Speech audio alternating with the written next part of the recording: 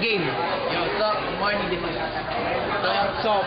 Mark, Meg, Jamie, and Ebang Pogi. We are the gift wrap boys.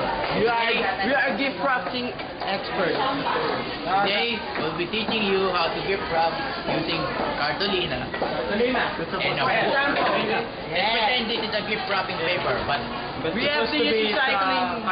We should recycle. gift wrap. We should At a time. Naka-camera, sige kayo, no, ha? Don't have money, so we only can afford this. Example, this is your gift. This is a book, you know? So come on here. I'll show you. And here's our scissors. It's First, place the book. Place the book in the gift wrapping. It's kind of sort of Thing, problem. Isa lang. First the book. Ano mag-video Place the book in the gift wrapping. Then, Scotch tape, You fold forget it. the scotch tape. wait, the scotch tape. Magic. Magic thing. Baby. Scotch tape. First, you put it like this. Then, fold it like that. And then, cut. Now that we placed the book in gift wrap, You should cut the excess paper so it won't be a bubble. Okay? okay, let me translate for those who don't speak Tagalog. Now, You should cut the excess so it will not get in the way. Dapat get in the way. so you have cut the excess in here, but you have to cut it in here also. Okay? Oh. Parang binaboy mo. Pwede na parang Pinoy.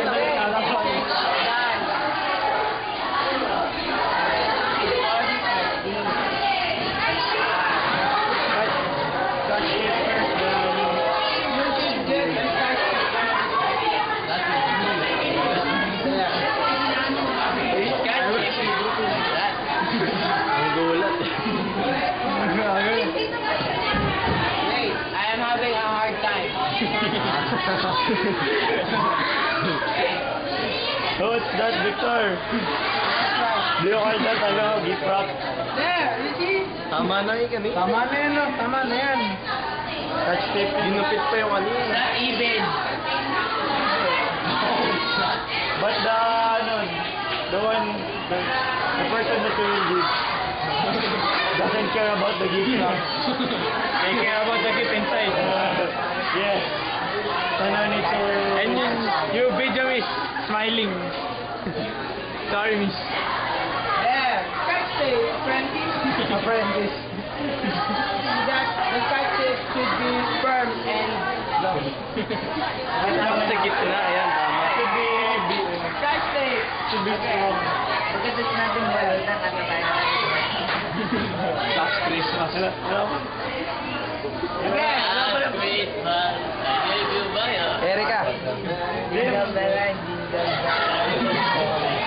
Rudolph, the red nose. Jingle bell. There, it's almost done. Closer view. Good. Scotch tape, please. You're blocking. Wait. It's an excellent work, baby. Mukha mo yung teka lang. Hey, you're blocking the way. There. You should More even scotch tape, please. And There. does it look like a gift wrap? Look like ano? In English ko? Another. Another. Where is it? Jamie, prepare. You. There. Now, this is a gift wrap in here, not in here. Then you will put some card Some there. gift card, but we don't have a gift card because we are poor. This one is the is finished our excellent product made from Victor. Made Jingle from our bell. finest quality, Japan. This is the finished product. So, goodbye. Everybody got a prize. Yeah. We'll show you how to ribbon the gift wrapping style.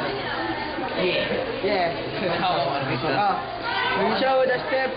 First, you put it under.